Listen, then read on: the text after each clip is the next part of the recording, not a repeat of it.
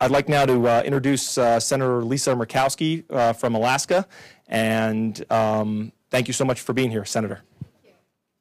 Appreciate it, John. Well, I share the warm welcome. Sorry to my fellow Alaskans that we have to deal with the heat, but this is Washington, D.C. in the summer. I would suggest we're just getting warmed up for Panama, so just kind of get used to the temperatures here. Upstairs, we are engaged in a very lengthy series of amendments on the Farm Bill. Well, coming from a state like Alaska, being born and raised in a state where we really don't have much in what would be considered that traditional agriculture, when my colleagues have said, "Well, what do you grow up there?" Well, we grow big cabbages. What do you harvest? We harvest our trees. We harvest our fish, and for our native peoples, for our indigenous peoples, we have the whale. The whale that has sustained a people, a culture, since time immemorial. And as I was walking in and looking at some of the posters, I think it's important to recognize that to the Inupiaq, to Alaska's natives, whaling is not just about that physical sustenance, having something to eat. It defines who they are as a people. There is a spiritual aspect to whaling. It is all encompassing. And it's so important to recognize this, that in a place that is isolated geographically from the rest of the world, isolated within our state, our communities are not accessible by road. We face some of the highest cost of living that you will find anywhere in the country. Our energy costs will exceed any place else that you will find here in the United States. But what keeps the Alaskan Native community strong, what binds them through all of the challenges that they face, is an identity to the land, an identity to the ocean, and an identity for so many to the whale. So as we gather this afternoon to discuss the importance of Alaska Native subsistence whaling in our northernmost communities, I hope that you take the opportunity to visit with some of the Alaskans that are here. George Noongwook is going to be speaking for the Alaska Eskimo Whaling Commission, but we've got some other friends that are here, Harry, Flora, Merlin, Johnny, Marietta. They can speak with firsthand experience about truly all that goes into the focus, the sense of identity with the whales. So take the time to visit with them if you will do so today. I also recognize that this next week, I think, is the first of the many Nalakatuks, which is the whaling festival. It's the celebration of sharing that comes with a whaling community, when all aspects of that whale are shared with not only those in the village, but in the surrounding villages as well. A beautiful, beautiful tradition. I was hoping to be up in Barrow next weekend. I'm not going to be able to make it this year, but next year it's on my radar screen. I'm delighted to be able to be here with you. I'm going to be jumping in and out. I'm going to go back up for a vote, and I'll come back to mingle with you. But thank you for the opportunity to introduce some of Alaska's most beautiful people, our friends that are here with AEWC. Thank you so very much. And with that, I'm going to turn this over to my colleagues. I don't know who has votes next, whether it's Mark or whether it's Don, but I'm going to pass the baton. I think they're doing rock, paper, scissors, and Mark draws it. Mark? Thank you all very much. I'll be brief, but first, thank you all very much. Senator Murkowski is correct. We are in the middle of many votes on the Farm Bill, which is interesting because we're up there now talking about food security for our country, and here we're down here talking about food security for Alaskan Native community. And first, I want to say thank you very much for being here. Thanks for taking the opportunity to talk with some of our folks and engage with their issues and what we think is important. I know Senator Murkowski went through the history and the culture and the importance of whaling in our state. And I know at times it's controversial on the international level, but for us, it's very simple. For rural Alaska, for especially the areas of the North Slope and St. Lawrence Island, it is about survival. It is about the food security to ensure that they have the food resources they need to go from one winter, one summer, one spring to the next. And this is an important part of who they are, who we are as Alaskans. But at the same time, we know it gets caught up in this big national, international debate about whaling. But this is something very unique and very important. And it's not something that, you know, I look at the history of the Alaskan Native people. They've been whaling for generations and generations and generations, and done it successfully. They understand the value of preserving the food sources that are near to them. They value them not only for the moment in time, but also for the next generation. And so we think we do it right. We do it right to the point that it's not something that they're out there all the time bragging about. They just do it as part of their culture, part of their life. And as you will meet and hopefully have conversation with several here from our communities, you'll get a sense of how important it is. Even though today we have cell phones and vehicles and all kinds of modernization within Alaska, but this part of Alaska continues to be from generations that have passed. But at the same time, the food security is the critical piece. Imagine this, and I know some of you from your foreign countries. For Alaska, this is very unique. Here we average, in this community here, $3.50 to $4.50 a gallon for gasoline. In rural Alaska, it's upwards to $10 a gallon for gasoline. It is truly a need for subsistence lifestyle, and whaling is part of that. And so I hope as we move forward to the International Whaling Commission, which I will tell you, I was mayor of Anchorage when we hosted the Whaling Commission at one point. We know this gets controversial, but I hope you separate the bigger debate on whaling from what's critical for subsistence, food security, and an important part of the culture of Alaskan Native people. So again, I'll be here, we'll be in and out, we'll try to answer any questions you have, but it's just thank you for being here. Thank you for wanting to learn more about what we do in Alaska, but talking to the people who do the whaling and are out there creating their own food security for their communities, for this generation, for generations to come. So thank you very much. Let me introduce, out of the delegation, the longest serving member of our delegation, and that is Congressman Young, who's not having whaling juice there. I don't know what that is in your hand. It's a pretty bottle. You know, I have to say this, we both came in and then they took the food out. And we thought, what did we do? What happened here? But let me introduce Congressman Young, who's also been on this issue for many, many, many years and also understands it quite well. Let me turn to Congressman Young. Thank you, Senator. That is sparkling water. And I was listening to both senators, and I got to thinking, look at that whaling boat up there on the screen, right here. That looked pretty good, you know that. I don't see anything, but it looks like one of the old-fashioned whaling boats we had up in Barrow. Much has been said about the whaling in Alaska, and for my Alaskans that are here, I want to congratulate you.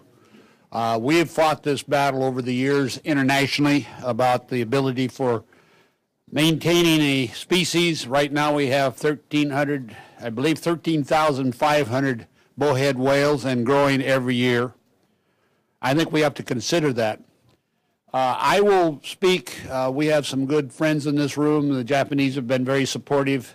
The Norwegians have been very supportive. And some countries that have not been so supportive understand one thing. This is just not about subsistence. I'm a believer in sustainable yield of any species God's created. Sustainable yield. And taking care of them. And that's what my Eskimo whalers have been able to do. Through their input, their science, their study, and their identification, and their capability of strikes and taking of whales has increased the species not very nearly to historical levels. And so I compliment them on that effort.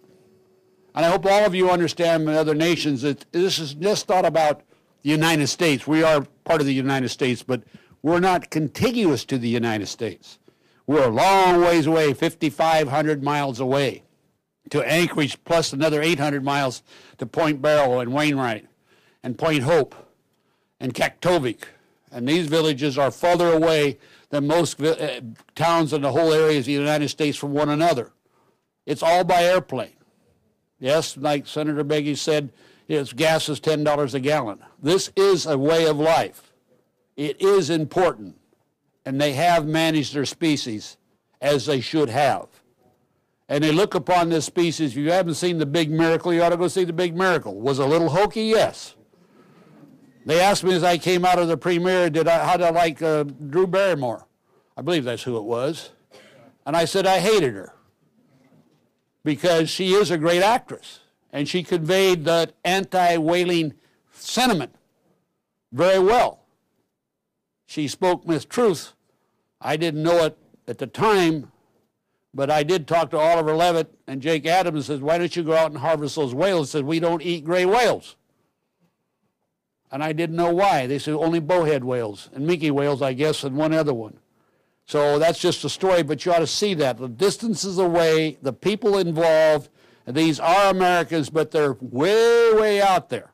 So if you go to this conference, just keep one thing in mind: sustainable yield, species that continue forever and ever are properly taken care of, and taking care of my Alaskans far to the north. I'm where the coldest part of the state, but they're further north than I am. And they hunt whales, I do not. But they have that right, they have that need. It is culturally sound, and I think we ought to continue that effort. With that, I'm through, and nobody else is here to talk, so I'll be quiet. And where'd the food go? I think it's an excellent question. They got to, I'm serious. Did they walk out? I mean, are you going to give me an answer? Aye. All right, thank you very much. I appreciate it. I think the food is supposed to be back very soon. I think they were supposed to be handing it out, so I apologize for that. George Noongwook is also with us today. George.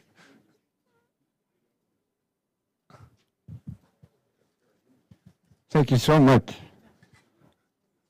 I want to thank each one of you for being here and learn about some of the lifestyle that we do up there in the coldest part of Alaska. So I really appreciate the opportunity to talk to you about our hunts up in Alaska. So kuya kamsi, yamsi kayu kamsi, hwani aku the stick of singa. Hwanga mangtakule ngunga, sibunga kami ngunga.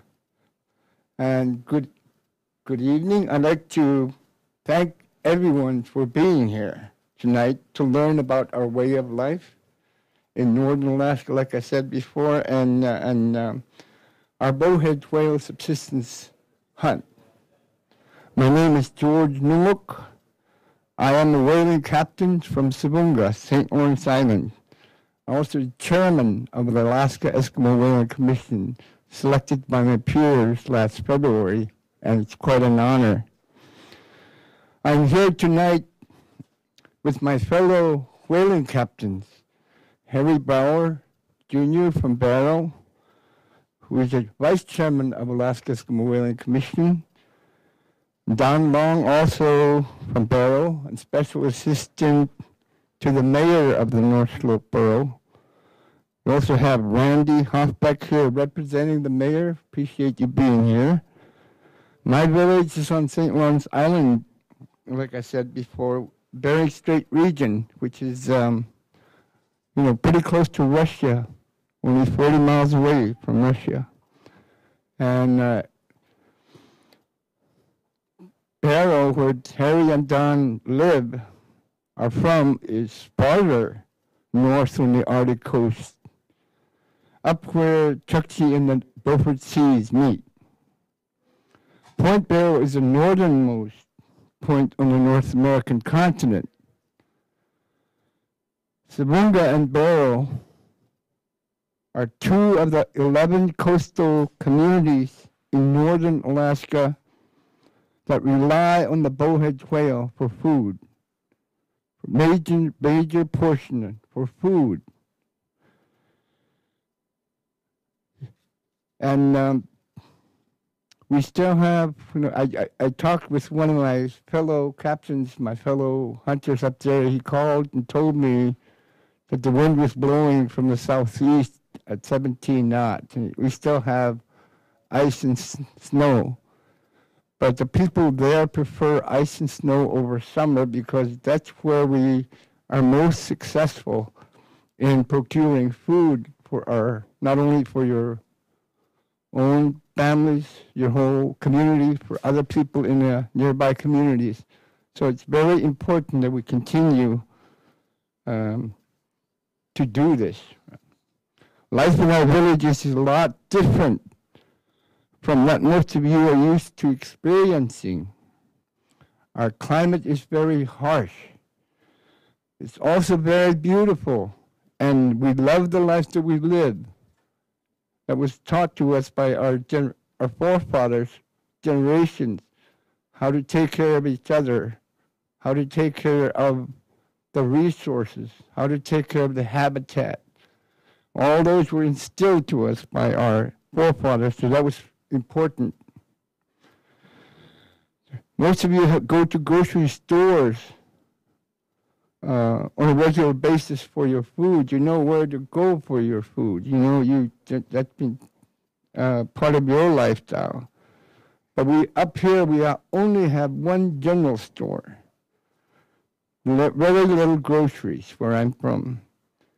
Maybe some canned milk, and pound of meat. If you find it, they might cost $10, well over $10 to $12. You can buy gasoline from my communities for close to $7 a gallon. For Merlin Kanuka is from East paying over $7 a gallon for gas. So there are very few paying jobs in my community. Maybe working for local government or the school, but that's pretty much it. And most of our food, so we don't get enough food from our local store. We take most of our food from the ocean, our whales, walrus, seals, and fish. Everything we ever need in terms of food is out there in the sea, the Bering Sea, the Beaufort Sea, and the Chukchi Sea. And that is how we live. That's how we raise our families and care for our children, our elders, our grandchildren. We've been living this way for 2,000 years or more, And since 1977, we have been going to International Whaling Commission, the IWC. People there at IWC cannot tell, and most of them will never visit our villages. But back home, the decisions that they make at their meetings every year have a very real impact on people's lives. We take the IWC's rules very seriously. We abide by them. Everybody at home knows when our quota is going to be up for review by the IWC, people cannot sleep. They worry. If something goes wrong with our quota, how are we going to feed our families, our children, our grandchildren? These are worries I hope none of you will ever have to face. But they are a very real part of day-to-day existence for us, for me. Alaska Eskimo Whaling Commission works very closely with U.S. delegation and other delegations of the International Whaling Commission to make sure we meet all of the conditions that the IWC requires of us to do, that places on our hunting. The North Slope Bureau has conducted a regular census of the bowhead whale population since the early 1980s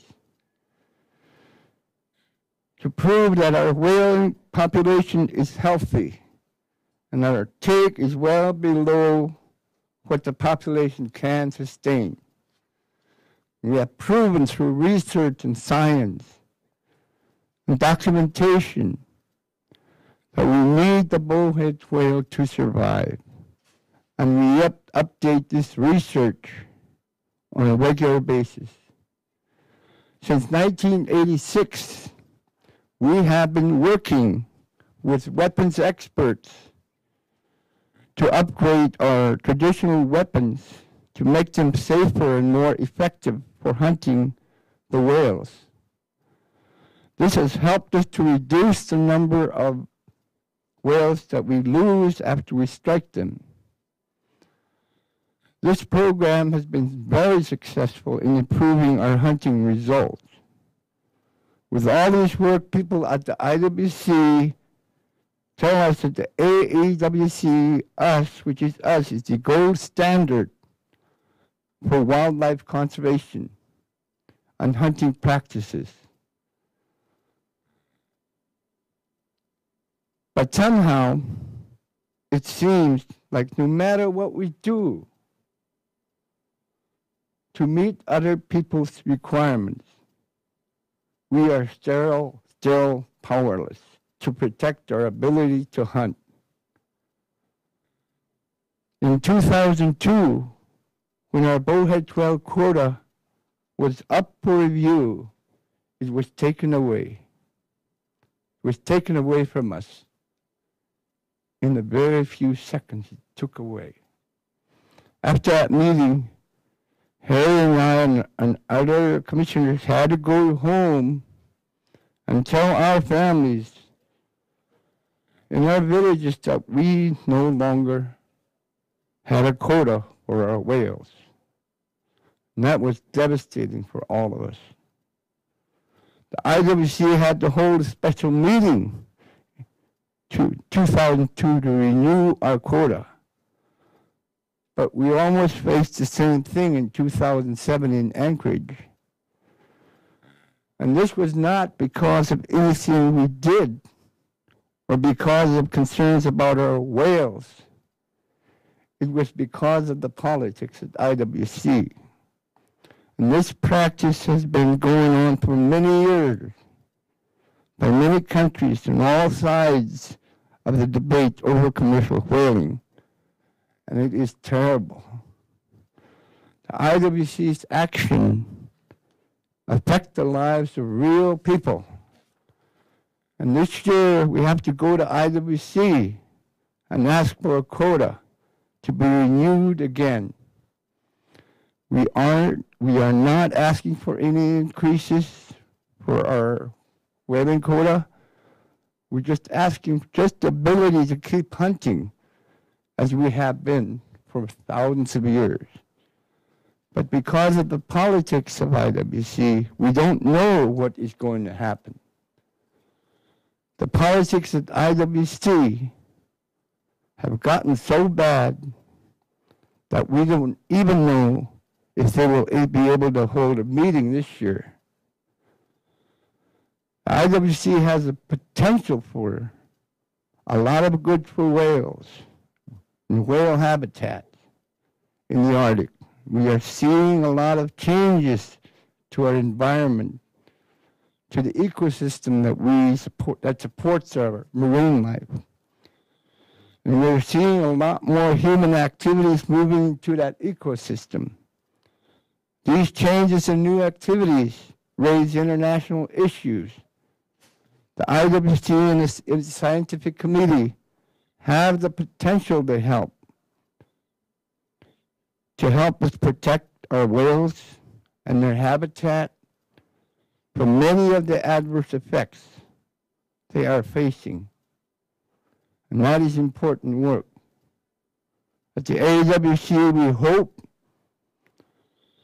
that the members of the International Whaling Commission will find a way to raise above their individual differences and make a contribution to this work. We also hope that the conservation organizations who attend the IWC meetings will be able to move beyond their past focus and find a way to help us make a difference on the new challenges facing our oceans and the creatures that live in them. Again, I appreciate you coming here and listening to me, listening to all of us, and I hope you will take some of our message back to your people at home and ask them to support our quota request at the IWC this year. Thank you very much for your attention. Thank you, George, so much. Well, I think we have a fantastic turnout, and I know everybody's got to be at places in a few minutes or in several minutes. So enjoy the reception, and thank you so much for coming today. And we look forward to seeing you at another OCF event in the near future. Thank you.